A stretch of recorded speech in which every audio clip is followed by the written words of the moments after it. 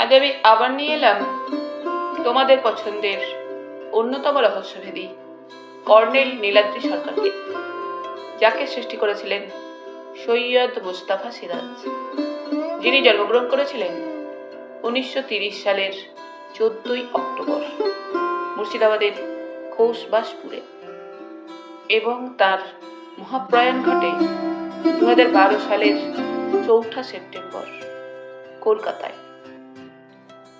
আজ আমি গল্পটি সংগ্রহ করেছি কর্নেল সমগ্র চতুর্দশ খণ্ড থেকে, যে বইটি প্রকাশনার দায়িত্বে ছিলেন ডেইজ পাবলিশিং।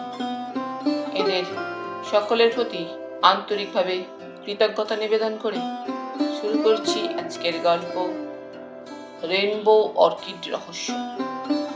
গল্পটি কর্নেলের জার্নাল থেকে। আজ থাকলো প্রথম পর্ব।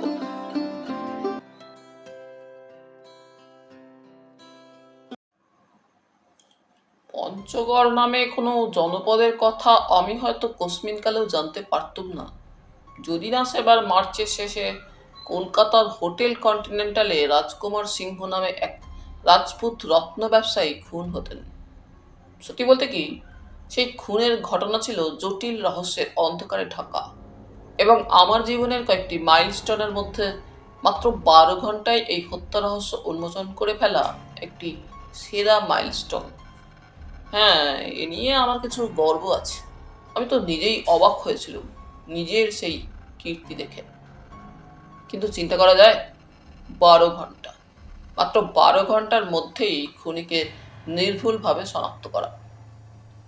কিন্তু সে ঘটনা ইনিয়ে বিনিয়ে আমার তরুণ সাংবাদিক বন্ধু জয়ন্ত চৌধুরী লিখে ফেলেছিল। দৈনিক সত্যসেবক পত্রিকাকে সে আরও এক ধাপ উঁচুতে তুলেছিল। তার ফলে হলো কি, লন্ডনের গোয়েন্দা পুলিশ সংস্থা প্রখ্যাত স্কটল্যান্ড ইয়ার্ড বিশ্বের অন্যতম সেরা ক্রাইম রিপোর্টার হিসেবে জয়ন্তকে তাদের কাজকর্মের নমুনা দেখাতে আমন্ত্রণ জানিয়েছিল। তাছাড়া এপ্রিলের দ্বিতীয় সপ্তাহে সে ক্রাইম রিপোর্টিং প্রশিক্ষণ শিবিরেও যোগদানের আমন্ত্রণ পেয়েছিল। জয়ন্ত লন্ডন চলে যাওয়ার পর আমি পঞ্চগড় ভ্রমণের কথা ভাবছিলাম। শুনেছিলাম বিহারের সিংভূম জেলায় পাহাড় আর অরণ্যের মধ্যে কৈলি নদীর তীরে পঞ্চগড় নাকি প্রকৃতির এক অসামান্য সৌন্দর্যভূমি। কিন্তু আমার অভ্যাস কোনো অজানা জায়গায় যাওয়ার আগে সেখানকার খুঁটিনাটি তথ্য জেনে নেওয়া। তাছাড়া এই যাবৎকাল অনেক অপরাধীকে ধরিয়ে দিতে তাদের শত্রু করে ফেলেছি নিজেকে। তারা জেলে জীবন কাটালেও তাদের আত্মীয় স্বজন অনুচররা তো থাকতেই পারে, যারা এই টেকো মাথা দাড়িওয়ালা বুড়ো লোকটির প্রতি ক্রুদ্ধ এবং প্রতিহিংসা পরায়ণ। তাই যেখানে যাই সেখানকার পুলিশ প্রশাসনের উঁচু মহলকে আগেভাগে টেলিফোনে খবর দিয়েই যাই, আমি যাচ্ছি, দেখো বাপু, এ বুড়ো যেন কোনো বিপদে পড়ে না। হ্যাঁ, আমি একজন অবসরপ্রাপ্ত সামরিক অফিসার। সামরিক জীবনের অসংখ্য শিক্ষা এখন আমি ভুলিনি। তার চেয়ে গুরুত্বপূর্ণ কথা, জঙ্গল যুদ্ধে অর্থাৎ গেরিলা ওয়ারফেয়ারের দীর্ঘ অভিজ্ঞতায় আমার যেন একটা বাড়তি ইন্দ্রিয় গজিয়েছিল, তা এখনো টিকে আছে। জঙ্গলের মধ্যে কোনো শব্দ শুনতে পেলে শব্দটা কিসের, কোথায় এবং কতটা দূরত্বে হয়েছে এখনো আমি তা টের পাই। সবচেয়ে আশ্চর্য আমার ইনটুইশন। কতবার এই ইনটুইশন আমাকে নিশ্চিত মৃত্যুর হাত থেকে বাঁচিয়েছে। কিন্তু না, নিজের সম্পর্কে বড় বেশি বড়াই করে ফেললাম। এবার আসল কথায় আসছি। এপ্রিলের মাঝামাঝি জয়ন্ত লন্ডন চলে যাওয়ার কয়েকদিন পরে হোটেল এশিয়ায় প্রকৃতি ও পরিবেশের সম্মেলনে যোগ দিয়েছিল। দেশের প্রকৃতি পরিবেশ বিজ্ঞানীরা ভালোই জানেন, মূলত কর্নেল নীলাদ্রি সরকার একজন প্রকৃতি বিজ্ঞানী, যার প্রকৃত বাতিক বিরল প্রজাতির পাখি, প্রজাপতি, অর্কিড, ক্যাকটাস এইসব বিষয়ে।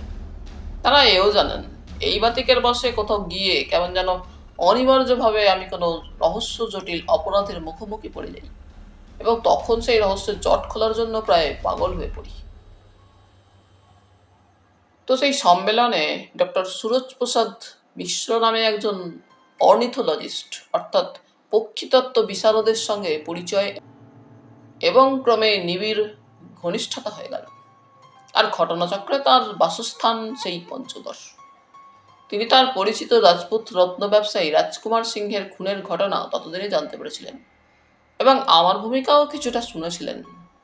এর ফলেই আমি তার চোখে যেন একটি দামি জিনিস হয়ে উঠেছিল। সম্মেলন শেষ হওয়ার পর তিনি আমাকে তার সঙ্গে যেতে অনুরোধ করেছিলেন, কিন্তু প্রস্তুতির জন্য কয়েকটা দিন সময় আমাকে নিতে হয়েছিল। শুধু অবসরপ্রাপ্ত কর্নেল হওয়ার জন্য নয়, কেন্দ্রীয় তদন্ত ব্যুরো সুনজরে থাকার দরুন আমি বিনি পয়সায় ট্রেনের ফার্স্ট ক্লাস আরামে আপ্যায়নে যাত্রার সুবিধাভোগী।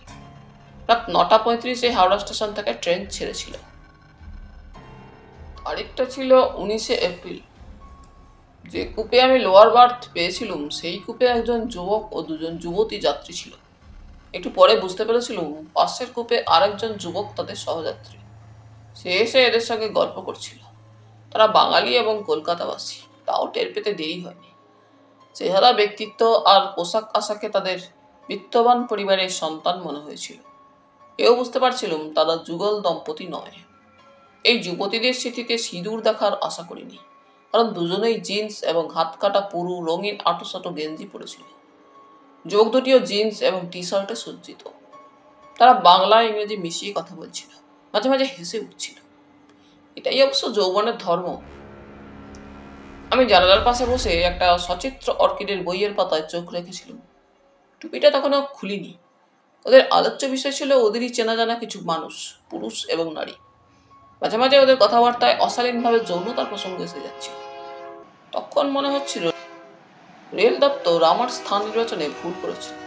কিন্তু না, আমি একালে যুবক যুবতীদের মেলামেশায় কোনো দোষ ধরি না, বরং এর পক্ষপাতী। কিন্তু এত বেশি নয়। শালীনতার মাত্রাটা রাত 10টার পর ছাড়িয়ে গেল। যখন পাশের কূপের যুবকটি এক যুবতীকে বলল, sweet honey, Ballari, will you please kiss me on my lip. যুবতীটি অর্থাৎ পল্লরী তার ঠোঁট 2 আঙুলে কামড়ে ধরে বলল, Indranil, don't behave like a dirty dog. Indranil নিজেকে ছাড়িয়ে নিয়ে হাসতে হাসতে বলল, আমাকে ডগ বললে তো, দেখবে এবারে পাগলা কুকুর হয়ে কামড়ে দেব। তারপর সে বেরিয়ে গেল। বল্লরী আমার উপরের বার্থে উঠে গেল। অন্য যুবতীটি বলল, সৌর, তোমার বন্ধুটি বড্ড বাড়াবাড়ি করছে। আফটার অল এটা আমাদের বেডরুম নয়। একজন বিদেশি বৃদ্ধ ভদ্রলোক আছেন, উনি কি ভাবছেন বলো তো? উপর থেকে বল্লরী বলল, আমার আর ইন্দ্রনীলের ব্যাপারে তোমরা কোনো কথা বলবে না সুদক্ষিণা।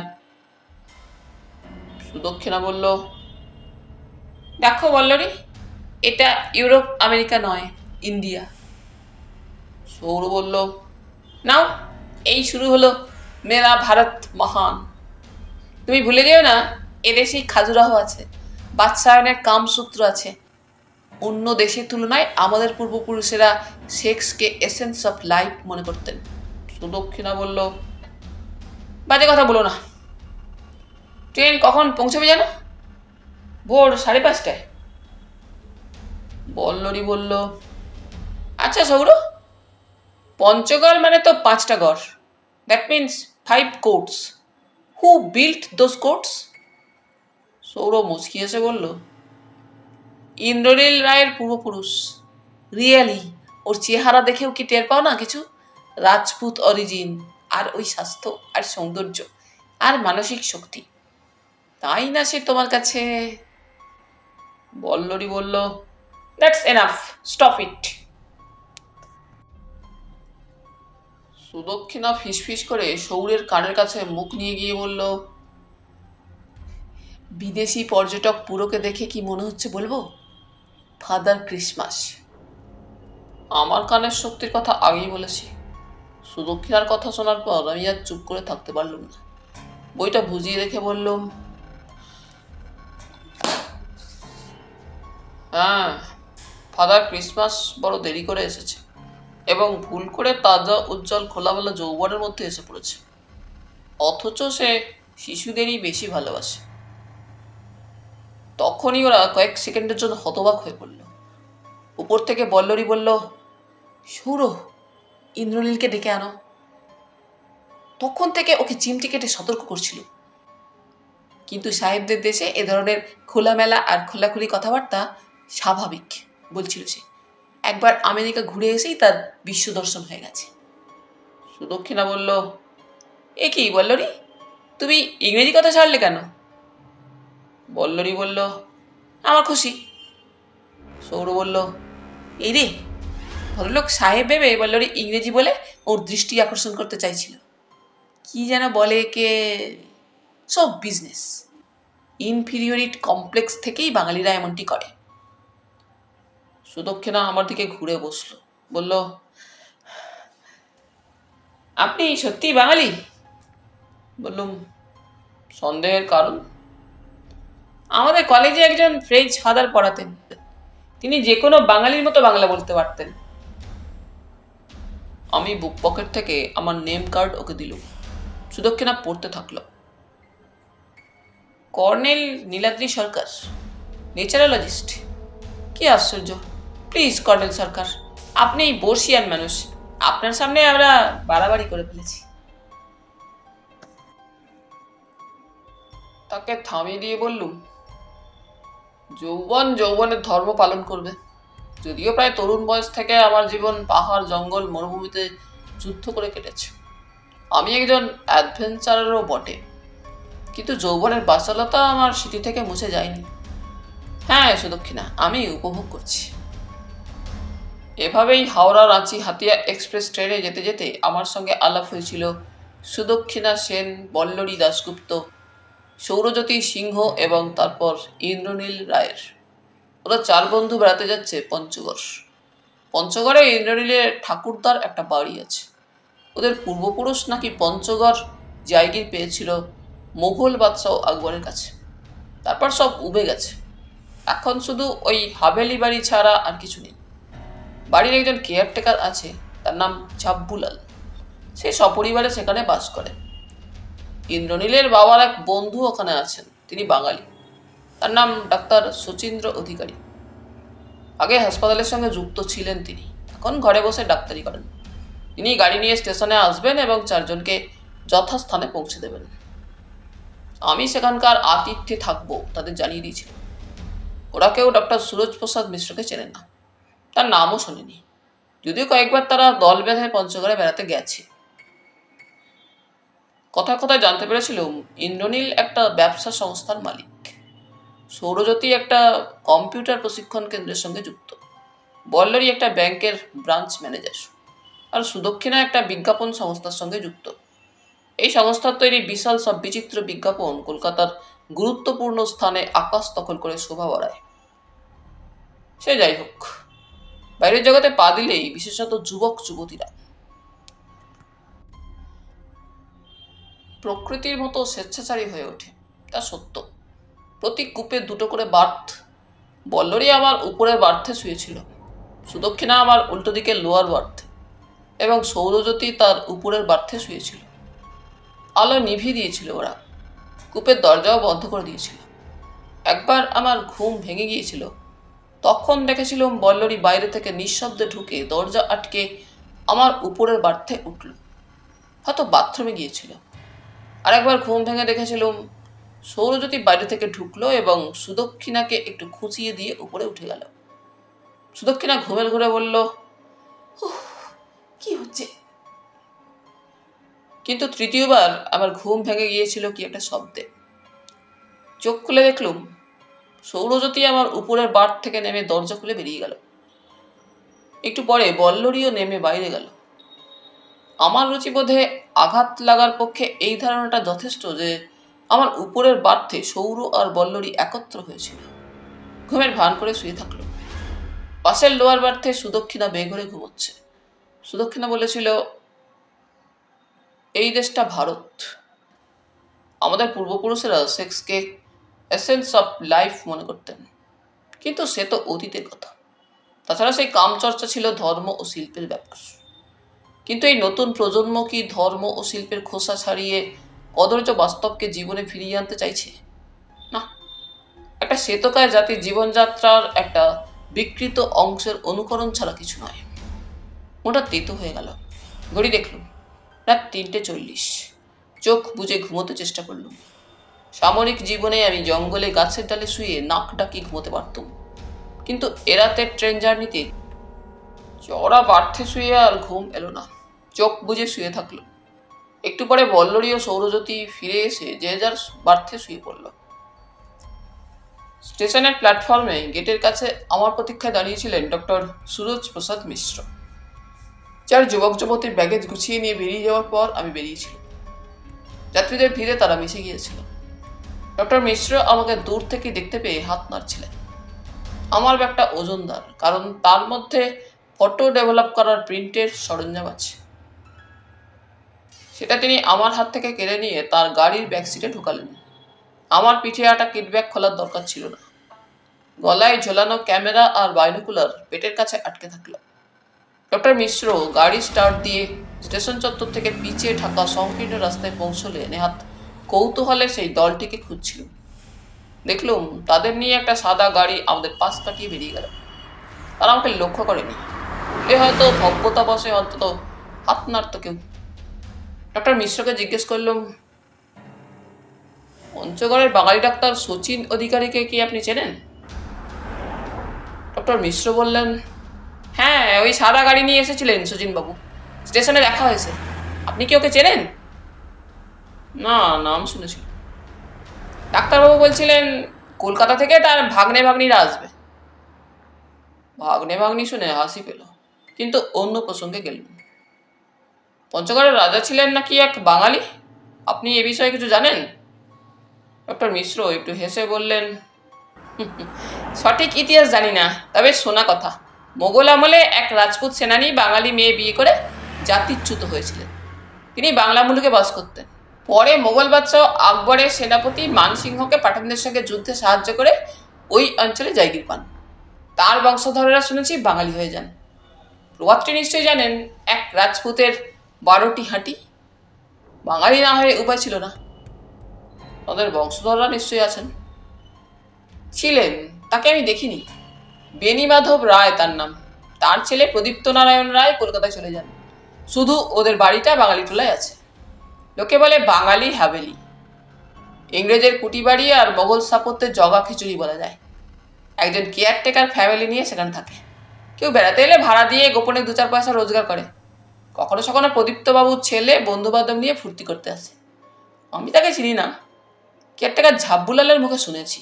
তবে ডক্টর মিশ্র হঠাৎ চুপ করলে বললুম, তবে কি? ডক্টর মিশ্র হেসে উঠলেন, বাড়িটা নাকি ভুতুরে বলে বদনাম আছে। ঝাব্বুলাল নিজেও তা বিশ্বাস করে। সে নাকি বহুবার রাত দুপুরে দেখেছে একজন তাগড়াই চেহারার লোক ঘোড়া ছুটিয়ে এসে হাভেলিতে ঢুকে। ঘোড়াটার লনে দাঁড়িয়ে থাকে। একটু পরে সেই লোকটা বেরিয়ে এসে ঘোড়ায় চেপে চলে যায়। গেট নেই বাড়ির? গেট কবে ভেঙে পড়েছে। ঝাব্বুলাল কাঠের আগর দিয়ে রেখেছে। ঘোড়সওয়ারের ভূতের কাছে ওটা কোনো বাধাই নয়। ডক্টর মিশ্র হেসে উঠলেন। সংকীর্ণ পিচের রাস্তার দুধারে জঙ্গল, কোথাও রুক্ষ মাটির তরঙ্গায়িত বিস্তর, ইতস্তত জঙ্গলে ঢাকা টিলা পাহাড়, আর চোখে পড়ে উঁচু শৈলশিরা চারিদিক ঘিরে ঘন নীল হয়ে দাঁড়িয়ে আছে। মাঝে মাঝে একটা করে আদিবাসীদের গ্রাম। প্রায় 3 কিলোমিটার পরে ডান দিকে একটা চওড়া নদী দেখতে পেল। নদীটা বালির চড়া আর পাথরে ভর্তি। ডক্টর মিশ্র বললেন, এটা কৈলি নদী। বর্ষায় নদীর রূপ ভয়ঙ্কর হয়ে ওঠে। আর ওই দেখুন, নদীর ওপারে পশ্চিমে পঞ্চগড়ের ধ্বংসাবশেষ ঘিরে ঘন জঙ্গল। এই জঙ্গলেও নাকি ভূতের ডেরা। বাইনোকুলারে ধ্বংসাবশেষ আর জঙ্গল দেখছিল। বললুম, ঘোড়সওয়ার ভূত কি? না, শুনলে অবাক হবেন। গড়ের জঙ্গলের ভূত সুন্দরী যুবতীর বেশি ঘুরে বেড়ায়। দিন দুপুরেও নাকি অনেকে দেখেছে। একটু হেসে বললুম, বাহ, তাহলে তো ওখানে গিয়ে দৈবাত্মার দেখা পেলে ক্যামেরায় ছবি তুলব। ভূতের ছবি নাকি ক্যামেরায় তোলা যায় না, ছবি ওঠে না। তবে আপনার পক্ষে একটা সুখবর দিতে পারি।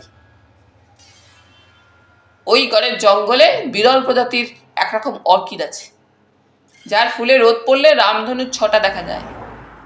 চমকে উঠে এবং খুশি হয়ে বললুম, ডক্টর মিশ্র, আপনি রেনবো অর্কিডের কথা বলছেন? এই এপ্রিলেই ওই দুষ্প্রাপ্য প্রজাতির অর্কিডের ফুল ফোটে। তাহলে আপনি রেনবো অর্কিড আর সুন্দরী যুবতী ভূতের ছবি তুলতে ওখানে যেতে পারেন। আপনি আমার সঙ্গী হবেন তো? হব। আমার অর্কিড দেখার ইচ্ছে না থাক, ভূত দেখার ইচ্ছে আছে। একা যেতে সাহস পাই না। এবার পূর্ব পশ্চিমে একটা হাইওয়ে পেরিয়ে চড়াইয়ে উঠল ডক্টর মিশ্রের গাড়ি। তারপর সামনে একটু নিচু জনপদ দেখতে পেলাম। ডক্টর মিশ্র বললেন, সোজা উতরাইয়ে নেমে গেলে বাঙালিটোলা। আমরা যাব ডাইনে। ওই এলাকাটায় বিত্তবানদের বাংলো বা রিসর্ট প্রচুর। আমি তত বিত্তবান না হলেও এই এলাকায় একটা বাংলো বাড়ি করেছি। পৈতৃক বাড়িটা ছিল শহরের ভিতরে ঘিঞ্জি গলিতে। সেটা বিক্রি করে ফাঁকা জায়গায় এসে আরাম পেয়েছি। ডক্টর মিশ্রের বাংলো বাড়িটা উঁচু জায়গায় সুন্দর ছবি হয়ে আছে। বোঝা যাচ্ছিল একটা অনতি উচ্চ টিলার মাথা ছাঁটাই করে ওটা তৈরি করা হয়েছে। সংকীর্ণ একটা পিচ রাস্তা বাংলোর গেটের সামনে বাঁক নিয়ে উত্তরে গাছপালার ভিতর অদৃশ্য হয়ে গেছে। হাফ প্যান্ট গেঞ্জি পরা একটা মধ্যবয়সী লোক গেট খুলে দিয়ে আমার উদ্দেশ্যে কপালে হাত ঠেকালো। সুদৃশ্য ফুলবাগিচার মধ্যে দিয়ে নুড়ি বিছানো পথে এগিয়ে বারান্দার সামনে মিস্টার মিশ্র গাড়ি দাঁড় করালেন। এক প্রৌঢ়া ভদ্রমহিলা বারান্দায় আমাকে অভ্যর্থনা জানানোর জন্য দাঁড়িয়েছিলেন। ডক্টর মিশ্র আলাপ করে দিলেন, রমিলা, ইনি সেই কর্নেল নীলাদ্রি সরকার। কর্নেল সাহেব। কর্নেল সাহেব, নিশ্চয়ই বুঝতে পেরেছেন এই মহিলাটিকে। বললুম, আপনার সহধর্মিণী মিসেস রমিলা মিশ্র। আপনি বলেছিলেন আপনার মিসেস এখানকার গার্লস কলেজের অধ্যাপিকা। পরস্পর নমস্কার বিনিময় করল। তারপর ডক্টর মিশ্র ডাকলেন, রাম ভগত সাহেবের ব্যাগটা গেস্ট রুমে রেখে এসো। অর্ধবৃত্তাকার প্রশস্ত বারান্দায় বসলুম। মিসেস মিশ্র বললেন, আপনার বিচিত্র কীর্তিকলাপ সম্পর্কে আমার স্বামীর কাছে শুনেছি, তাই আপনার সঙ্গে মুখোমুখি পরিচয়ের আগ্রহ আমার তীব্র ছিল। আমার সৌভাগ্য, আপনাকে সত্যি সত্যি মুখোমুখি পেলুম। ডক্টর মিশ্র বললেন, খুলেই বলি, আসলে কলকাতার প্রকৃতি পরিবেশ সম্মেলনে হোটেল এশিয়ায় থাকার সময় ডক্টর নরেন্দ্র গোস্বামী কর্নেল সাহেব সম্পর্কে অনেক রোমহর্ষক ঘটনার কথা আমাকে শুনিয়েছিলেন। আমি ফিরে এসে সেগুলোই রমিলাকে শুনিয়েছি। বললুম, ডক্টর গোস্বামী, ওর ওই এক অভ্যাস, তিলকে তাল করে ফেলেন। রমিলা একটু হেসে বললেন, শুনেছি আপনি যেখানে যান সেখানেও নাকি রহস্য আপনার পিছু ছাড়ে না। আশা করি পঞ্চগড়ে আপনি পেছনে রহস্য নিয়েই এসেছেন। একটু মজা করার জন্য বললুম, কথাটা হয়তো ঠিকই। আমার পেছনে দুজন যুবক আর দুজন যুবতীর রহস্য নিয়ে এসেছি। পরিচারিকা মাথায় ঘোমটা দিয়ে ট্রেতে প্রচুর স্ন্যাক্স আর কফির ট্রে এনে টেবিলে রাখল। রমিলা তাকে দেহাতি হিন্দিতে 9টার মধ্যে ব্রেকফাস্ট রেডি রাখতে বললেন। মেয়েটি চলে গেল। তারপর ডক্টর মিশ্র মিটিমিটি হেসে বললেন, পেছনে রহস্যমানের একটা অধিকারীর ভাগ্নে ভাগ্নিরা, তাই না? রমিলা কৌতূহলী হয়ে বললেন, ব্যাপারটা একটু খুলে বলো সুরজ। শুনলে না, কর্নেল সাহেব বললেন দুজন যুবক আর দুজন যুবতী রহস্যই। স্টেশনে বাঙালিটোলার ডাক্তার শচীন অধিকারীর সঙ্গে দেখা হয়েছিল। উনি বললেন কলকাতা থেকে ওর ভাগ্নে ভাগ্নিরা পঞ্চগড়ে বেড়াতে আসছে। কর্নেল সাহেব নিশ্চয়ই তাদের মধ্যে কোনো রহস্য খুঁজে পেয়েছেন। কি কর্নেল সাহেব? কফিতে চুমুক দিতে দিতে ট্রেন জার্নির আড়ষ্টতা কেটে যাচ্ছিল। ডক্টর মিশ্রের কথার জবাবে বললুম, এমনিতেই একালের যুবক যুবতীদের আচরণ আমাদের মতো প্রবীণদের কাছে রহস্যময়, কিন্তু এক্ষেত্রে রহস্যটা হলো ওরা মোটেও ডাক্তার অধিকারীর ভাগ্নে ভাগ্নি নয়। রমিলা জিজ্ঞেস করলেন, আপনি কি করে এলেন? আমরা ট্রেনের একই কামরায় এসেছি, ওদের সঙ্গে আলাপও হয়েছে। ওদের মধ্যে একজনের নাম ইন্দ্রনীল রায়। ডক্টর মিশ্রের মুখে বাঙালি হাভেলির প্রদীপ্ত নারায়ণ রায়ের নাম শুনেছি। ইন্দ্রনীল তারই ছেলে। সে তার একজন বন্ধু আর দুজন বান্ধবীকে নিয়ে নিজেরই বাড়িতে বেড়াতে এসেছে। এই প্রথম আসা নয়, আগেও কয়েকবার সে এসেছে। রমিলা একটু হেসে বললেন, রহস্যটা কি এই যে ডাক্তারবাবু কেন তাদের নিজের ভাগ্না ভাগ্নি বলছেন? কি সুরজ? ডক্টর মিশ্র বললেন, কর্নেল সাহেবকে জিজ্ঞেস করো উনি কি রহস্য টের পেয়েছেন। কিছু না, আমি মিসেস মিশ্রের সঙ্গে একটু কৌতুক করছি। রমিলা বললেন, কিন্তু ডাক্তারবাবুই বা কেন তাদের ভাগ্নে ভাগ্নি বলছেন? সম্ভবত ডাক্তারবাবুকে ইন্দ্রনীল ডাক্তার মামা বলে, কোনো আত্মীয়তার সম্পর্ক থাকতেও পারে অবশ্য। রমিলা ঘুরে আঙুল তুলে উত্তর পশ্চিম করে নিচু জায়গায় একটা পুরানো খয়াটে বাড়ির উপরটা দেখিয়ে বললেন, ওই দেখুন, বাঙালি হাভেলি, এখান থেকে বাড়িটা দেখা যায়। বাইনোকুলারে বাড়িটা স্পষ্ট ধরা দিল। আমি উঁচুতে আছি বলে গাছপালার ফাঁকে নিচের সমতল ভূমিতে অনেকগুলো পুরানো বাড়ি দেখতে পাচ্ছি। কিছু বাড়ি জরাজীর্ণ আর আগাছার জঙ্গলে ভরা। বাঙালি হাভেলির ছাদের উপর এক ঝাঁক বুনো পায়রা খেলা করছে। দোতলা বাড়ির মুখটা পশ্চিমে, তাই এখান থেকে বাড়িটার পূর্ব দক্ষিণ কোণের অংশ দেখা যাচ্ছে। বাইনোকুলার নামিয়ে চুরুট ধরালুম। ডক্টর মিশ্র বললেন,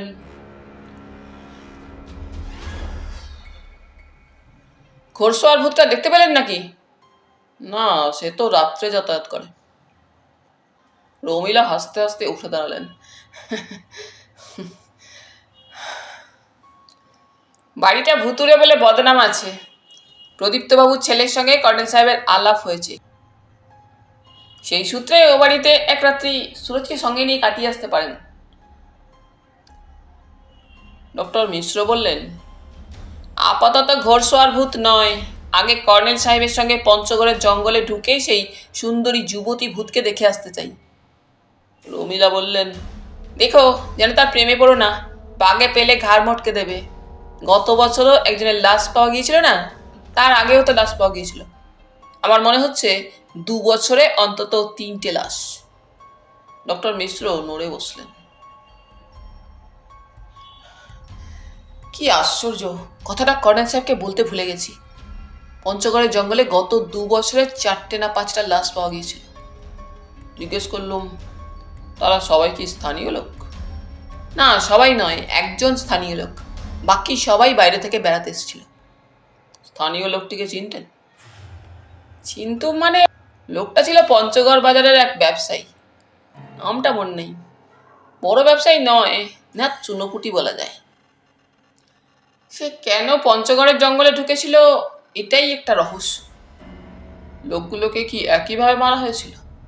হ্যাঁ, বুকে 3টে ক্ষতচিহ্ন ছিল প্রত্যেকের। হ্যাঁ, আমি অবশ্য সবগুলো লাশ দেখিনি, শুধু পঞ্চগড়ের রামেশ্বর রাওয়ের লাশটা দেখেছিল, কারণ সেদিন ওই জঙ্গলে একটা উট ডাকের খোঁজ পেয়েছিল।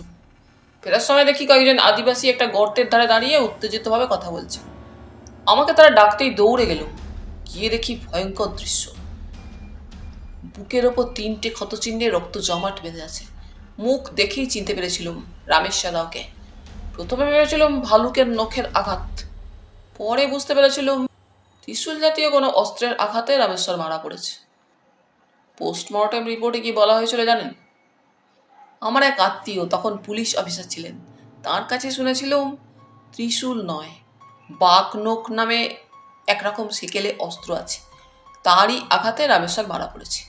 কোনো শত্রু ওকে ফাঁদে ফেলে মেরেছে। রমিলা বললেন, চুপ করো, ওটা বাসি রহস্য। কর্নেল সাহেবকে রামেশ্বরের ভূতের পেছনে ছুটতে বলো না। বললুম, না, ছুটছি না। সুন্দরী ভূতের সঙ্গে রামেশ্বরের ভূত এবং আরো কয়েকজন ভূতের বোঝাপড়া হয়ে গেছে এতদিনে। ডক্টর মিশ্র বললেন, কর্নেল সাহেব অবশ্য পঞ্চগড়ের জঙ্গলে রেনবো অর্কিডের জন্য ছুটতে চান, আমি ওর সঙ্গী হব বলে কথা দিয়েছি। ওহ, রামেশ্বরের লাশ দেখার পর থেকে এ যাবৎ উড্ডাক পাখির খোঁজে একা ওদিকে পা বাড়াতে সাহস পাইনি। বললুম, ডক্টর মিশ্র মেয়েদের খবর রাখেন না, তাই মিসেস মিশ্রকে জিজ্ঞেস করি, গড়ের জঙ্গলে ওই সুন্দরীর ইহজীবনের কোনো হদিস কি আপনার জানা আছে? রমিলার মুখে যেন ছায়া ঘনিয়ে এলো, নাকি আমারই দেখার ভুল। একটু চুপ করে থাকার পর তিনি বললেন, যখন বাজারের ওদিকে একটা ঘিঞ্জি গলির ধারে সুরজের পৈতৃক বাড়িতে থাকতুম, তখন হড্ডুলাল নামে একজন বুড়ো চাকর ছিল। তার কাছে শুনেছিলাম কি একটা অদ্ভুত গল্প। এখন সবটা মনে নেই, যেটুকু মনে আছে বলছি। ডক্টর মিশ্র সকৌতুকে তার কাঁচা পাকা গোফের 2 ডগা পর্যায়ক্রমে সূক্ষ্ম করতে থাকলেন। তার চোখে হাসির উচ্ছলতা ফুটে উঠল। রমিলা আস্তে আস্তে বললেন, বাঙালি টোলায় এক বিপত্নিক কবিরাজের একটিমাত্র মেয়ে ছিল, সুন্দরী শিক্ষিতা মেয়ে। তার নামটা হডুলাল বলেছিল, কিন্তু মনে পড়ছে না। রায়রাজাদের এক বংশধর তাকে বিয়ের প্রস্তাব দিয়েছিলেন, কিন্তু কবিরাজ রাজি হননি, কারণ রায়রাজারা যাতে দো আসলা। লোকে এখনো তামাশা করে বলে, আরে ছো ছো বাঙালি রাজপুত। তো কবিরাজ জাতিতে ব্রাহ্মণ। তারপর সেই রাজবংশধর লোকটি এক রাত্রে মেয়েটিকে বাড়ি থেকে জোর করে তুলে নিয়ে যান। পরদিন সকালে মেয়েটির লাশ পাওয়া যায় গড়ের জঙ্গলে। তার বাবা শোকে দুঃখে বাড়ি ছেড়ে চলে যান। হডুলালের এই কথাটাও মনে আছে। অনেক বছর পরে গড়ের জঙ্গলে এক সাধু ঘুরে বেড়াতেন। হড্ডুলাল নাকি সচক্ষে দেখেছিল। সেই সাধু তারপর কোথায় চলে গেলেন বা তার কি হলো, হড্ডুলাল জানতো না।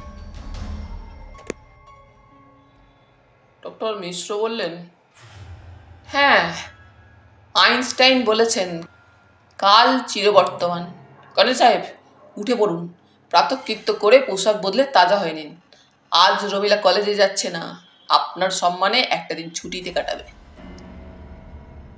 গেস্ট রুমটা দক্ষিণ পূর্ব কোণে। সেখানে গিয়ে চোখে পড়ল নিচে একটা বিস্তীর্ণ উপত্যকা। কোথাও সবুজ ঝোপঝাড়, কোথাও একলা একটি গাছ, কোথাও তরঙ্গায়িত নগ্ন প্রান্তরে ছড়িয়ে থাকা নানা আয়তনের কালো কালো পাথর। তার ওধারে ঘন নীল উঁচু পাহাড়। ল্যান্ডস্কেপটা বাইনোকুলারে একবার দেখে নিল। উত্তর পূর্ব আমার বাঁদিকে দূরে একটা বিস্তীর্ণ জলা দেখা যাচ্ছিল। ডক্টর মিশ্রকে জিজ্ঞেস করলে তিনি বললেন, ওটা ধরমতাল, প্রাকৃতিক জলাধার। ওখানে ধর্মদেবের মন্দির আছে। থাকুন তো, একদিন ওখানে আমরা 3 জনে পিকনিক করতে যাব। পাখিগুড়া পথে পঞ্চগড় জঙ্গলের দূরত্ব প্রায় 1 কিলোমিটার, কিন্তু নাক বরাবর পায়ে হেঁটে সেখানে পৌঁছানোর বাধা আছে। ডক্টর মিশ্র বলছিলেন, শুকনো কৈলি নদী পেরিয়ে যাওয়া সোজা, কিন্তু ওপারে বিষাক্ত আলকুশির জঙ্গল আছে। তাছাড়া কয়েকটা দুর্গম টিলা আর প্রকাণ্ড সব গ্রানাইট শিলাখণ্ডে ঢাকা জায়গা পেরোনো মানুষের পক্ষে অসম্ভব। তাই তার গাড়িতে চেপে বেরিয়েছিল। তখন প্রায় 10:30 বাজে। রমলা দেবী বারবার আমাদের সাবধান করে দিয়েছিলেন, সুন্দর ভূতিনী সম্পর্কে নয়, বিষধর সাপ সম্পর্কে। গড়ের জঙ্গলে নাকি সাংঘাতিক সাপের ডেরা আছে। এই এপ্রিল মাসে তারা ক্ষুধার্ত হয়ে শিকারের খোঁজে গর্ত থেকে বেরিয়ে পড়ে। আমাদের দুজনের পায়ে হাঁটু অবধি পরা শক্ত চামড়ার হান্টিং বুট জুতো। ডক্টর মিশ্র পক্ষীতত্ত্ববিদ, তাই তার গলায় আমার মতোই বাইনোকুলার আর ক্যামেরা ঝুলছিল। গাড়ি সেই হাইওয়েতে গিয়ে পশ্চিমে ঘুরল। তারপর চড়াইয়ে উঠে দেখলুম আদিবাসীদের কয়েকটা দোকান, কাঠ বা বাঁশ খুঁটির ওপর শালপাতার ছাউনি, চা, তেলে ভাজা, শুকনো কাঠ বা লকড়ির পাঁজা ছাড়াও বুনো শুয়োরের মাংসের দোকান চোখে পড়ল। গাড়ি দাঁড় করিয়ে কয়েকজন যুবক সেখানে আড্ডা দিচ্ছে। কেউ কেউ মাঠের বেঞ্চে বসে চায়ের লিকার খাচ্ছে ভেবেছিল। ডক্টর মিশ্র মুচকি হেসে বললেন, টাটকা মহুয়ার মদ খাচ্ছে ওরা। সেখানে একটা দোকানের পাশে গাড়ি দাঁড় করিয়ে আমরা নামলাম।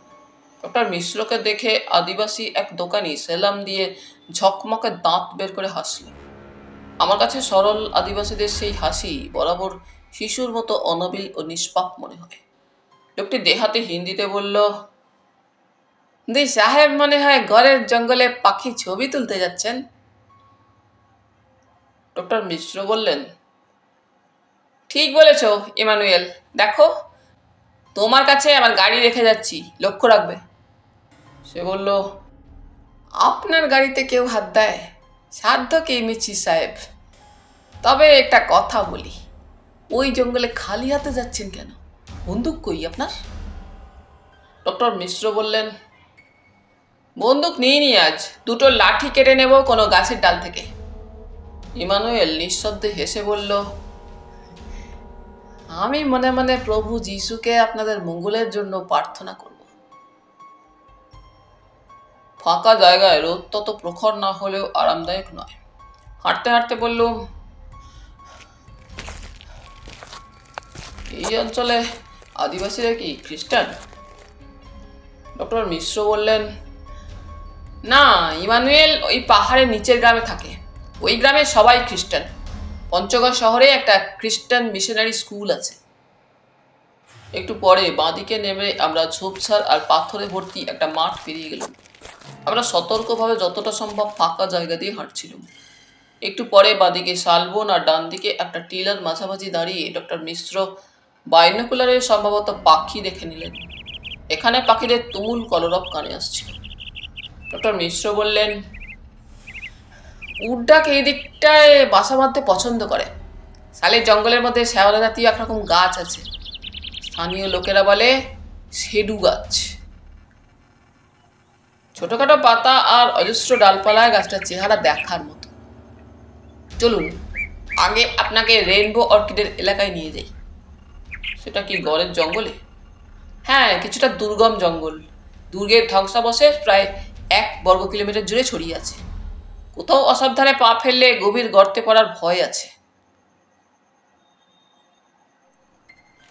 টিলার নিচে একটা পায়ে চলা পথ দেখে জিজ্ঞেস করলুম, এই পথে লোকজন যাতায়াত করে বলে মনে হচ্ছে? হ্যাঁ, গড়ের জঙ্গলের আদিবাসীরা লুকিয়ে কাঠ কাটতে বা শিকার করতে যায়। তাছাড়া এই বনেই সাহসী টুরিস্টরাও গড়ের জঙ্গলে ঢুকে। একটু এগিয়ে চোখে পড়ল একটা ধ্বংসস্তূপ। পাথরের বড় বড় ইটও দেখতে পেলুম। ধ্বংসস্তূপ থেকে ঝোপঝাড় আর অজস্র গাছ গজিয়েছে। পায়ে চলা পথটা ছেড়ে ডক্টর মিশ্র দক্ষিণে পা বাড়ালেন। পথটা পশ্চিমে চলে গেছে। কিছুক্ষণ পরে আমি বললুম, ডক্টর মিশ্র, আমার কিট ব্যাগে জঙ্গল কাটা অস্ত্র আছে। এভাবে লতা পাতা ঝোপের মধ্যে হাঁটলে শিগগির আমরা ক্লান্ত হয়ে পড়ব। পিঠের কিট ব্যাগ থেকে সামরিক জঙ্গল নাইফ বের করলুম। ওজনদার ভোজালির মতো গরম। এবার আমি সামনে এবং ডক্টর মিশ্র পিছনে। সামরিক জীবনের অভ্যাসে রাস্তা পরিষ্কার করতে করতে ঘাসে ঢাকা একটা ফাঁকা জায়গায় পৌঁছলুম। ডক্টর মিশ্র বললেন,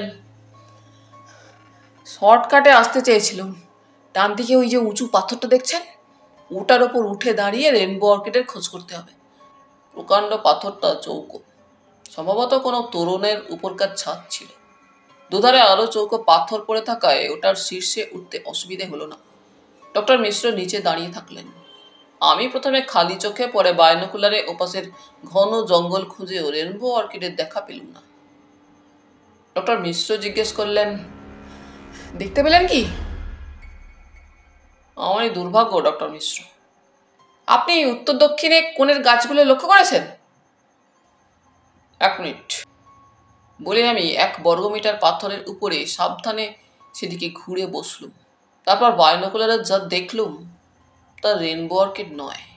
উঁচু গাছগুলোর ফাঁক দিয়ে নগ্ন পাথরের একটা উঁচু চত্বরে বসে থাকা ইন্দ্রনীল সুদক্ষিণা বল্লরী। সৌরজ্যোতি তাদের একটু তফাতে দাঁড়িয়ে আছে। হাত নেড়ে যেন বক্তৃতা করছিল সে। ডক্টর মিশ্র ব্যস্তভাবে বললেন, দেখতে পাচ্ছেন? পাচ্ছি বলে পাথরটা থেকে সতর্কভাবে নেমে এলো। ডক্টর মিশ্র, আপনি এখানে কিছুক্ষণ অপেক্ষা করুন, আমি রেনবো অর্কিডের ফুলগুলোর ছবি তুলে নিয়ে আসছি। ডক্টর মিশ্র একটু অবাক হলেন যেন। আমি সঙ্গে গেলে কি অসুবিধা হবে আপনার? মোটেও না। অকারণ দুর্গম জঙ্গলে ঢোকার পরিশ্রম করে লাভ নেই। আপনি এখানে ততক্ষণ বিশ্রাম করুন, আমার দেরি হবে না। ডক্টর মিশ্র একটা গাছের মোটা শিকড়ে এসে বসলেন। ঠিক আছে, কিন্তু সাবধান, বুনো ভালুকের উৎপাত হয় এ সময়। মহুয়ায় ফল পেকে ওঠার গন্ধে আকৃষ্ট হয়ে এরা চলে আসে। বাঁ দিকে কয়েকটা মহুয়া গাছ আছে দেখলুম। তাকে আশ্বস্ত করে আমি স্তূপটার ওধারে চলে গেলুম। তারপর কখনো গাছের বা ধ্বংসস্তূপের আড়ালে উঠে দাঁড়িয়ে চারিদিক দেখে নিয়ে পা টিপে টিপে এগোতে থাকলাম। পাথরের চত্বরটার দূরত্ব বাইনোকুলারে দেখে যতটা ভেবেছিলুম তারও বেশি। প্রায় মিনিট 10 হাঁটার পর দুপাশে দুটো ধ্বংসস্তূপের মাঝখান দিয়ে গুঁড়ি মেরে বসলুম। সামনে দুটো লতায় ঢাকা গুল্ম থাকায় দলটিকে দেখতে একটু অসুবিধা হচ্ছিল, কিন্তু ওদের কথাবার্তা স্পষ্ট শোনা যাচ্ছিল। পরক্ষণে মাথায় এলো, আমি কি করছি, কেন করছি? আড়ি পেতে প্রেমিক প্রেমিকাদের কথা শোনার মধ্যে মানসিক বিকার থাকে। এই বৃদ্ধ বয়সে সেই কদর্য মনোবিকারে কি আক্রান্ত হয়েছি আমি? এই চিন্তার সময় কানে এলো সুদক্ষিণার কথা। তোমরা এসব কাণ্ড করবে জানলে আমি কিছুতেই তোমাদের সঙ্গে আসতুম না। কোনো মানে হয়? সৌরজ্যোতি বলল, কাণ্ডটা কি দেখলে তুমি? বোঝাপড়া করে নেওয়াটা কোনো ব্যাপারই নয়। ইন্দ্রনীল বলল, সৌর, তুই কি আমার সঙ্গে ডুয়েল লড়তে চাস? সৌরজ্যোতি বলল, ডুয়েল কিসের? নেচারের মধ্যে এসে কনফেশন। বলরি, তুমি বলো। বল্লরী বলল, আমার কিছু বলার নেই। সৌরজ্যোতি বলল, নিশ্চয়ই আছে। তুমি সত্য কথাটা কেন স্বীকার করছো না? কি সত্য কথা? ইন্দ্রনীল তোমার কাছে ঋণী, অথচ আমি জানি তার সঙ্গে সারা জীবনটা একসজ্জায় কাটানো তোমার পক্ষে সম্ভব নয়। ইন্দ্রনীল বলল, সৌর, আমার শয্য সঙ্গিনী হিসেবে বল্লরীকে আমি কল্পনাও করিনি। তার সঙ্গে আমার বন্ধুত্ব আছে, ভবিষ্যতেও না থাকার কারণ নেই। সুদক্ষিণা বলল, তাহলে তো বোঝাপড়া হয়ে গেল। ইন্দ্রনীল আর বল্লরী কখনো স্বামী স্ত্রী হবে না। বল্লরী বলল, স্টপ ইট, আমার এসব ভালো লাগে না। সৌরজ্যোতি বলল, বল্লরী, এখনো বলছি মুখ বুঝে থেকো না। তুমি অতল খাদের ধারে দাঁড়িয়ে আছো। বল্লরী উঠে দাঁড়ালো, তারপর পাথর থেকে লাফ দিয়ে নেমে হাঁটতে থাকলো। সুদক্ষিণা দ্রুত নেমে গিয়ে তার কাঁধে হাত রাখল। ইন্দ্রনীল উঠে দাঁড়িয়ে বলল, সৌর, আমার সন্দেহ হচ্ছে বল্লরীকে তুই ব্ল্যাকমেল করতে পা বাড়িয়েছিস। সৌরজ্যোতি হাসতে হাসতে বলল, শালুক চিনেছে গোপাল ঠাকুর। আয়, ওরা জঙ্গলে পথ হারিয়ে ফেলবে। ইন্দ্রনীল ক্ষোভের সঙ্গে বলল, তুই এভাবে এখানে একটা সিন ক্রিয়েট করার জন্য এসেছিস আমি বুঝতে পারিনি। দুজনে চত্বর থেকে নেমে হাঁটতে থাকলো। এই সময় একটা ভুতুরে বাতাস ঢুকলো যেন। গাছপালা, ঝোপ ঝাড়, লতা পাতায় অদ্ভুত সনসন শব্দ উঠল। চারপাশে আলোড়নের মধ্যে মনে হলো কি যেন ঘটতে চলেছে কোথাও। আমার ইন্টুইশন। ডক্টর মিস্টের কাছে গিয়ে বললুম, যে অর্কিডের ফুল দেখলুম তা রেনবো নয়, চলুন অন্য কোথাও খুঁজে দেখি। ডক্টর মিশ্র বললেন, আপনাকে ক্লান্ত দেখাচ্ছে, বরং আজ থাক। রাতের লং ট্রেন জার্নির পর অন্তত একটা দিন বিশ্রাম নেওয়া উচিত। বরং আজ ফিরে চলুন। আদিবাসীদের মধ্যে আমার চেনা জানা লোক অনেক আছে, বিশেষ করে যারা জঙ্গলে ঘোরে। তাদের কাউকে বলে রাখলে সঠিক রেনবো অর্কিডের কাছে নিয়ে যাবে। ঠিক ক্লান্তি নয়, কি যেন এক আচ্ছন্নতা আমাকে পেয়ে বসেছিল। ইন্দ্রনীল, সৌরজ্যোতি, সুদক্ষিণা, বল্লরী, এই চার যুবক যুবতীর মধ্যে কি একটা গুরুতর সমস্যা আছে, এতে ভুল নেই, কিন্তু কি সেটা? সৌরজ্যোতি এবং বল্লরী সম্পর্কে আমার মনে ঘৃণা ভাবটা কিছুতেই যাচ্ছে না। আমারই ওপরে বার্থে সৌরজ্যোতি ও বল্লরী ছি। এটা যে আসলে আমার মতো এক বৃদ্ধকে, প্রখ্যাত কর্নেল নীলাদ্রি সরকারকে চরমতম অপমান। হাইওয়েতে পৌঁছে একবার ঘুরে দাঁড়িয়ে বাইনোকুলারে পঞ্চগড়ের জঙ্গলের দিকটা খুঁটিয়ে দেখলুম। ওদের দেখতে পেলুম। ওদের কথাগুলো মাথায় ঢুকে মাছির মতো ভনভন করছিল। অর্থ বুঝে নিতে পারছিলাম না। ওদের মধ্যে কি একটা ঘটেছে, সেটা কি? সৌরজ্যোতি বলল, বল্লরী একটা অতল খাদের ধারে দাঁড়িয়ে আছে, এর মানেই বা কি? বাংলায় ফেরার পর মিসেস মিশ্র একটু হেসে বললেন, কর্নেল সাহেব রেনবো অর্কিডের ফুল নিয়ে আসবেন ভেবেছিলুম। কোথায় সেই ফুল? আমার দুর্ভাগ্য মিসেস মিশ্র, রেনবো অর্কিড বা সুন্দরী ভূতিনী কিছুরই দর্শন পাইনি। ডক্টর মিশ্র বললেন, একটু সময় লাগবে, দুটোরই দেখা আমরা পেয়ে যাব। ওয়েট রমিলা। কোথাও নিছক বেড়াতে কিংবা বিশেষ উদ্দেশ্যে গিয়ে চুপচাপ এক স্থানে বসে সময় কাটানো আমার ধাতে নেই। ডক্টর মিশ্রের বাংলোতে গেস্ট রুমের বারান্দায় বসে নিচের উপত্যকার বিচিত্র রূপ দর্শন করে অবশ্যই আনন্দ পাচ্ছিলাম, কিন্তু বিকেল 4টে মিশ্র দম্পতির সঙ্গে কফি পানের পর বেরিয়ে পড়ার ইচ্ছেটা তীব্র হয়ে উঠেছিল। কৈল নদীর তীরে পাহাড়ি জনপদ দর্শনের কথা তুলতেই ডক্টর মিশ্র উৎসাহী হয়ে উঠেছিলেন। রমিলা দেবীরও আমাদের সঙ্গিনী হওয়ার ইচ্ছে ছিল, কিন্তু ফিরতে সন্ধ্যা হয়ে যেতে পারে শুনে তিনি সংযত হলেন। সন্ধ্যার পর এই পোস এলাকা নাকি নিরাপদ নয়। বাংলোটা একেবারে শেষ প্রান্তে এবং রামভকত রোগা মানুষ। একটা ডোবারম্যান কুকুর পুষেছিলেন ডক্টর মিশ্র, কিন্তু কুকুরটা গত মাসে অজানা অসুখে মারা পড়ার পর ডক্টর মিশ্র আর কুকুর কেনেননি। যদিও উঁচু পেডিগ্রির একটা কুকুরের খোঁজে তিনি আছেন।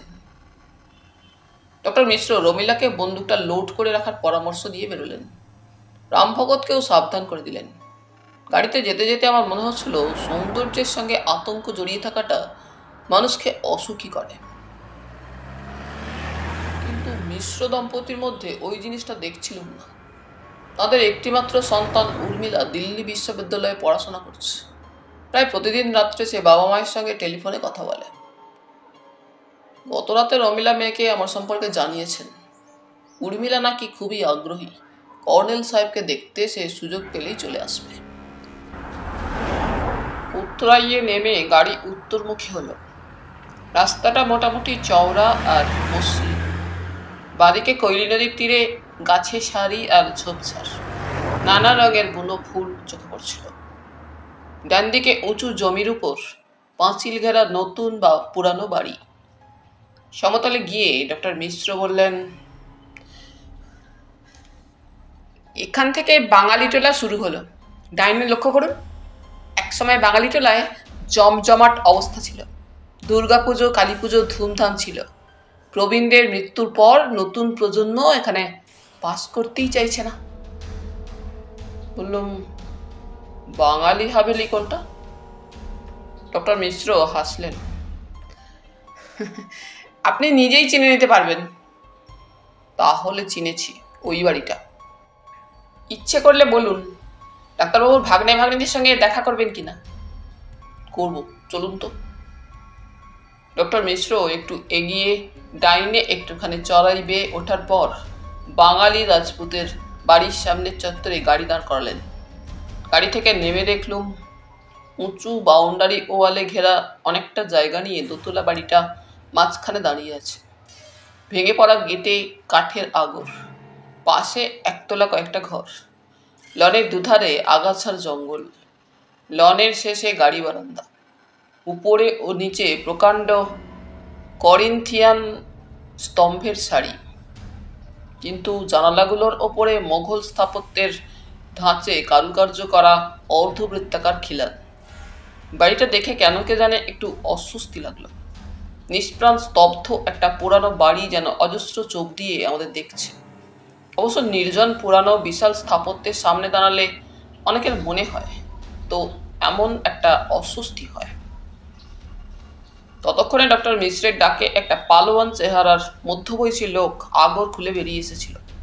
তার মাথায় চুল কাঁচা পাকা এবং মাঝখানে সিথি, দুই কানের উপর আংটা, গলায় একটা রূপোর চেন, হাতের কবজিতে তামার বালা, পরনে ফুল প্যান্ট আর স্পোর্টিং গেঞ্জি। কোপটা মোটা আর ঠোঁটের দুধার দিয়ে একটু নেমে এসেছে। চেহারা যাই হোক, লোকটি বিনীত। সেলাম দিয়ে হিন্দিতে সে একটু হেসে বলল, মিস্ত্রি সাহেব কি এই হাভেলিতে পাখি দেখতে এলেন? তা স্যার, ছাদের উপর অনেক জঙ্গলি কবুতর আছে। ডক্টর মিশ্র বললেন, বাবুলাল, কলকাতা থেকে এই হাভেলির মালিকের ছেলে এসেছে, সঙ্গে বন্ধু বান্ধবী নিয়ে এসেছে। তারা কোথায়? বাবুলাল বলল, হ্যাঁ স্যার, তবে ওরা হাভেলিতে বসে থাকার জন্য তো আসেন না, দুবেলা কোথায় কোথায় ঘুরে বেড়ান। দুপুরে এসে খানা পিনা করে আবার কিছুক্ষণ আগে বেরিয়ে গেলেন। ডক্টর মিশ্র আমাকে দেখিয়ে বললেন, ইনি কর্নেল সাহেব, কলকাতা থেকে তোমার মালিকের ছেলের সঙ্গে এসেছেন। তাদের সঙ্গে ট্রেনে আলাপ হয়েছিল, তাই কর্নেল সাহেব দেখা করতে এসেছেন। ঝাব্বুলাল আমাকে সেলাম দিয়ে বলল, সালাম সাপ। সন্ধ্যার আগেই বাবু সাহেবরা ফিরে আসবেন, আমি ওদের বলবো কর্নেল সাহেবের কথা। ডক্টর মিশ্র বললেন, চলুন কর্নেল সাহেব, আপনাকে পুরানো টাউন আর নতুন টাউন দেখিয়ে আনি। কৈলি নদীর উপর হাইওয়েতে একটা ব্রিজ দেখেছেন? দ্বিতীয় ব্রিজটা পেরিয়ে পশ্চিমে একটুখানি গেলে নতুন টাউন। পা বাড়িয়ে হঠাৎ ঘুরে দাঁড়ালুম। আচ্ছা ঝাবুলাল, এই বাড়ি সম্পর্কে একটা কথা শুনেছি। দুপুর রাতে নাকি কে ঘোড়ায় চেপে এই বাড়িতে ঢোকে তারপর আবার চলে যায়, সত্যি? ঝাবুলাল হাসলো। না স্যার, লোকে মিথ্যা রটিয়েছে। ডক্টর মিশ্র বললেন, সে কি ঝাবুলাল, লোকে বলে তোমার কাছে এই ঘরসুয়ার ভূতের কথা তারা শুনেছে। মিস্ত্রি সাহেব, আমি তামাশা করে ভূতের গল্প বলি, সব মিথ্যা কথা। জাবুলাল মিস্টার মিশ্রের কাছে এলো, চাপা স্বরে বলল, আপনি পঞ্চগড়ের সবচেয়ে খাঁটি মানুষ স্যার। কর্নেল সাহেব তো বাইরের লোক, উনি শুনলেও ক্ষতি নেই। ইন্দরবাবু এই হাভেলি বেচতে চান, আমার তাতে ক্ষতি হবে? মাসে মাত্র 200 টাকা মাইনে পাই। আপনি নিশ্চয়ই জানেন মিস্ত্রি সাহেব, এই হাভেলি আমি বাইরের টুরিস্টদের ভাড়া দিয়ে কিছু রোজগার করি। এখন ভুতুরে বাড়ির বদনাম রটেছে বলে কেউ এ বাড়ি কিনতে চায় না। ডক্টর মিশ্র একটু হেসে বললেন, এমন করে কতদিন বিক্রি আটকে রাখবে তুমি? যতদিন পারি মিস্ত্রি সাহেব, আমি বেঁচে থাকতে এ বাড়ি বিক্রি হতে দেব না। বুলাল, কর্নেল সাহেব কথাটা যদি ওর চেনা ইন্দোরবাবুর কানে তোলেন। ঝাব্বুলালের চোখের চাউনি সহসা বদলে গেল। আমার দিকে দৃষ্টি রেখে সে বলল, এই সাহেব, ইন্দোরবাবুর কানে কথাটা তোলার আগে ওকে একটুখানি ইশারা দেবেন, এই ঝাব্বুলাল লোকটা কে আর কি তার পরিচয়। আমি চুপ করে থাকলাম। ডক্টর মিশ্র বললেন, না না, কর্নেল সাহেব কদিনের জন্য বেড়াতে এসেছেন, উনি কাকেও এসব কথা বলবেন না। ঠিক আছে, চলি ঝাব্বুলাল। গাড়িতে উঠে বললুম, লোকটা অদ্ভুত চরিত্রের। ডক্টর মিশ্র গাড়িতে স্টার্ট দিয়ে বললেন, আমিও খুব অবাক হয়েছি। হঠাৎ ওর এসব কথা শুনে মনে হচ্ছে প্রদীপ্তবাবুর ছেলে সম্ভবত বাড়িটা বিক্রি করার জন্যই এখানে এসেছে। লোকটা আপনার সামনে এসব কথা খুলে বলল, এর আগে কি আপনি এমন কোনো আভাস তার কথায় পেয়েছিলেন? না, তবে নিজের সম্পর্কে ও যা বলল তা কিছুটা সত্যি। এলাকার দুর্বৃত্তদের সঙ্গে ওর গোপন সম্পর্কের কথা অনেকে জানি। লোকটার স্পর্ধা দেখে আমি চমকে উঠেছিল। আপনাকে প্রকারান্তরে যেন সে অপমান করল, এর কি কোনো কারণ আছে? না, আমার মনে হলো ঝাবুলাল মদ খেতে খেতে উঠে এসেছিল। ওর কথা শুনে আমি ধরেই নিয়েছিলাম নেশার ঘোরে কথা বলছে।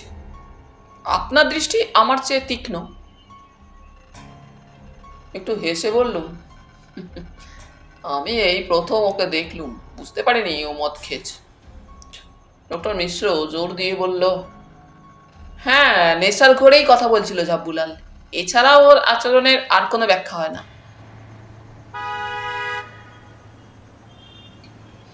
পুরনো টাউনের রাস্তায় যানবাহন আর মানুষজনের ভিড় চোখে পড়ছিল। হর্ন দিলেও লোকেরা রাস্তা থেকে সরতে চায় না। ডক্টর মিশ্র বললেন, এই জন্যেই ওই পস এলাকায় চলে গিয়েছিলাম। আর একটু পরেই অবশ্য ভিড় থাকবে না, নিউ টাউন প্ল্যান করে গড়া হয়েছে। কৈলি নদীর ব্রিজ পেরিয়ে দেখলুম মসৃণ রাস্তার দুধারে অনেকটা জায়গা রেখে ছিমছাম দোকানপাট গড়ে উঠেছে। সামনে অস্তগামী সূর্য দূরের পাহাড়ের চূড়াকে রক্তিম করেছে। ডক্টর মিশ্র বললেন, আমার এক বন্ধু ডক্টর সুরেশ্বর শর্মার সঙ্গে আপনার আলাপ করিয়ে দেওয়ার ইচ্ছে ছিল। উনি পদার্থবিজ্ঞানী, কলেজে অধ্যাপনা করেন, কিন্তু এখন হয়তো কলেজ থেকে ফিরে উনি বিশ্রাম নিচ্ছেন। পরে অ্যাপয়েন্টমেন্ট করে আসা যাবে। বলে উনি বাঁদিকে একটা রাস্তায় গাড়ি ঘোরালেন। এই ধরনের বেড়ানো আমার পছন্দ নয়। জিজ্ঞেস করলুম, এখন আমরা কোথায় যাচ্ছি?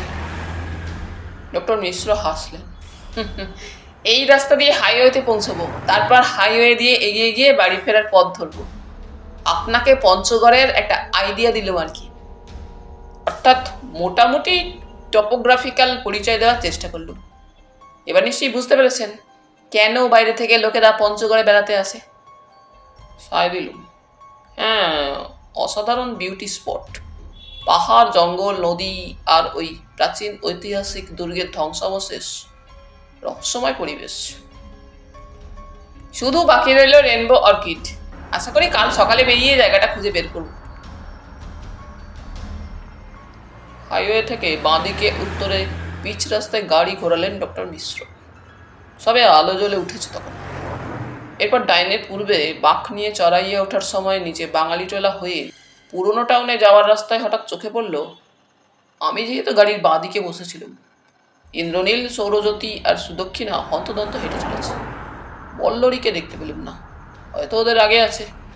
গাছপালা আর বাড়ির ফাঁক দিয়ে মাত্র কয়েক সেকেন্ডের জন্য ওদের দেখেছি। অবাক লাগলো, ওরা পায়ে হেঁটে কোথায় কোথায় ঘুরে বেড়ায়। ডাক্তার মামার গাড়িটা চাইলে নিশ্চয়ই ওরা পেয়ে যেত।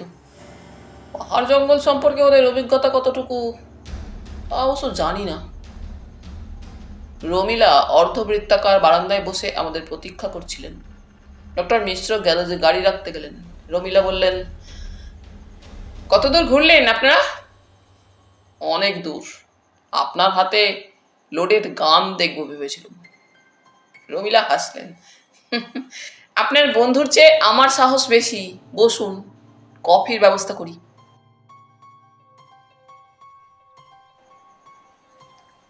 বাইরে কোথাও গেলে আমার প্রাতঃভ্রমণের অভ্যাস আছে। ভোর 5টায় উঠে বেরিয়ে গিয়েছিল। রামভগতকে রাত্রেই বলা ছিল, তাই সে গেটের তালা খুলে দিয়েছিল। মিশ্র দম্পতি তখনও শয্যাত্যাগ করেননি। অবশ্য ডক্টর মিশ্র আমার সঙ্গী হতে চেয়েছিলেন, কিন্তু ভোরের ভ্রমণে আমি একলা বেরোতেই চাই, এ আমার দীর্ঘকালের অভ্যাস, তাই তাকে ডাকিনি। বাংলোর পেছনে পূর্বের উপত্যকায় তখনও গাঢ় ধূসরতা। উঁচু জমি থেকে ঝোপ জঙ্গলের ভিতর ঢালু জায়গা দিয়ে নিচে নেমে নগ্ন উষার প্রান্তরে উদ্দেশ্যহীনভাবে হাঁটছিল। কিছু দূর হেঁটে যাওয়ার পর এক কানে আমাকে চমকে দিয়ে লাল ঘুঘুর একটা দল উড়ে এলো। ডক্টর মিশ্র না বললেও বুঝতে পেরেছিলাম এইসব নগ্ন প্রান্তরে খয়া খড়বুটে গুল্ম ও পাথরের টুকরো ওই বিরল প্রজাতির ঘুঘুদের বিচরণ ক্ষেত্র। কিন্তু বরাবর দেখেছি কোথাও আমার লাল ঘুঘুদের দর্শন পাওয়ার সঙ্গে হত্যাকাণ্ডের রহস্যের যোগসূত্র থেকে যায়। হয়তো এটা আমার নিছক কুসংস্কার, একটা আকস্মিক দৈবাত যোগাযোগ মাত্র। কিন্তু আমার অস্বস্তি জেগে উঠল। সুন্দর এই উপত্যকায় রক্তাক্ত কোনো লাশের মুখোমুখি আমি হতে চাইনি। তাই ঘুরে পশ্চিমে এগিয়ে চললুম। একটা টিলার গায়ে আদিবাসীদের বসতি দেখা যাচ্ছিল। বসতিটা এড়িয়ে আমি শালবনের ভেতর দিয়ে হেঁটে একটা পিচ রাস্তা দেখতে পেলুম। এই রাস্তা দিয়েই কাল ভোরে আমি স্টেশন থেকে ডক্টর মিশ্রের গাড়িতে তার বাংলোয় গিয়েছিলাম। রাস্তাটা পেরিয়ে গিয়ে কৈলি নদীর শুকনো খাতে একটা পাথরে বসে কিছুক্ষণ বিশ্রাম নিলাম। তারপর বালির চড়া পেরিয়ে গিয়ে দেখলুম নদীর পশ্চিম পাড়ের নিচে এক ফালি স্বচ্ছ জলধারা দক্ষিণ থেকে উত্তরে বয়ে যাচ্ছে। জলটুকু ডিঙিয়ে পাড়ে উঠতেই পঞ্চগড়ের সেই ঐতিহাসিক ধ্বংসস্তূপ চোখে পড়ল। বাইনাকুলারে গড়ের জঙ্গলে কিছুক্ষণ দেখার পর ঠিক করলুম সেখানে গিয়ে রেনবো অর্কিড খুঁজে বের করব। তখন পূর্বের দিগন্তে উঁচু পাহাড়ের শীর্ষে সূর্যের লাল ছটা আকাশের গায়ে কয়েকখণ্ড মেঘকে রঙিন করেছে এবং চলাচলে সেই রক্তিম আভা ঈষৎ প্রতিফলিত হয়েছে। কোথাও তরঙ্গায়িত নগ্ন প্রান্তর, কোথাও ঝোপঝাড় আর নিঃসঙ্গ, কোথাও গাছের তলা দিয়ে নেশাগ্রস্তের মতো হাঁটতে হাঁটতে গড়ের জঙ্গলে পৌঁছলাম। ততক্ষণে কোমল রোদ স্পষ্ট করেছে নিসর্গকে। গড়ের জঙ্গলে পাখির কলরব চারপাশে, কিন্তু পাখি দেখার দিকে আমার মন নেই। ধ্বংসস্তূপের ভেতরে আঁকামাকা পথে মাঝে মাঝে থমকে দাঁড়িয়ে পরজীবী রেনবো অর্কিড খুঁজছি। কখনো বাইনোকুলারে, কোথাও খালি চোখে। কিছুক্ষণ পরে দেখলুম কালকের দেখা সেই পাথরের চতুষ্কোণ চত্বরের কাছে এসে পড়েছি। চত্বরে উঠেই চারিদিকে দেখে নিয়ে পা বাড়ালুম। তারপর পশ্চিম প্রান্তে গিয়েই থমকে দাঁড়ালুম। মাথার ভিতরে যেন একটা ঠান্ডা হিম ঢিল গড়িয়ে গেল। নিজের ভাগ্যকে অভিশাপ দিয়ে এক লাফে নিচে নামলুম। একটা গভীর ও প্রশস্ত গর্তের মধ্যে উপুর হয়ে পড়ে আছে একটি রক্তাক্ত লাশ। মেয়েরই লাশ। পরনে জিন্সের প্যান্ট আর গায়ে হাত কাটা গেঞ্জি। মুখটা একপাশে কাত হয়ে আছে। মুখটা দেখেই চমকে উঠেছিলাম। গর্তে নেমে সাবধানে মুখটা সোজা করতেই চিনতে এক মুহূর্ত দেরি হলো না, মেয়েটি বল্লরী দাশগুপ্ত। তার নিষ্পন্দ দেহটা চিৎ করে দেখে নিল। বুকের দুপাশে আর গলার নিচে 3টে ক্ষত চিহ্নে রক্ত জমাট বেঁধে আছে। লাশটা যে অবস্থায় ছিল তেমনই রেখে চত্বরের দিকে তাকাতেই চোখে পড়ল চাপ চাপ রক্তের চিহ্ন। বল্লরীকে চত্বরের কিনারায় ত্রিশূল বা বাঘনখ জাতীয় অস্ত্রে হত্যা করা হয়েছে। আঘাতের সঙ্গে সঙ্গেই সে ছিটকে এই গভীর গর্তে উপুর হয়ে পড়েছে। চত্বরে উঠে আবার সতর্কভাবে চারিদিকে দেখে নিয়ে আমি দক্ষিণে নেমে গেলাম। তারপর পূর্বের ঝোপঝাড়ের মধ্য দিয়ে কালকের সেই যুগল ধ্বংসস্তূপের মাঝখানে একটা পাথরে বসলাম। এতক্ষণে মনে পড়ল, গতকাল সন্ধ্যার সময় ইন্দ্রনীল, সৌরজ্যোতি ও সুদক্ষিণাকে খুব ব্যস্তভাবে বাঙালিটোলার রাস্তায় হেঁটে যেতে দেখেছিল। বল্লরীকে দেখতে পাইনি। তাহলে কি বল্লরী কোনো কারণে দল ছাড়া হয়ে পড়েছিল এবং তাকে খুঁজে না পেয়ে বাকি তিনজন ফিরে যাচ্ছিল? একটা কথা অবশ্য স্পষ্ট, ঘরের জঙ্গলে কোনো মাংসাশী প্রাণী নেই। আদিবাসীরা ক্রমশ তাদের শেষ করে ফেলেছে। বন্যপ্রাণী সংরক্ষণ আইনের পরোয়া এই এলাকায় তারা করে না। তাই বল্লরীর লাশে কোনো প্রাণী কামড় বসায়নি। তাহলে বন্ধুরা, আজ এই পর্যন্তই। গল্প পাঠ তোমাদের ভালো লেগে থাকলে তোমাদের কাছে আবারও অনুরোধ থাকলো, লাইক, শেয়ার এবং সাবস্ক্রাইব করে তোমাদের মূল্যবান মতামত পাঠানোর জন্য। ধন্যবাদ।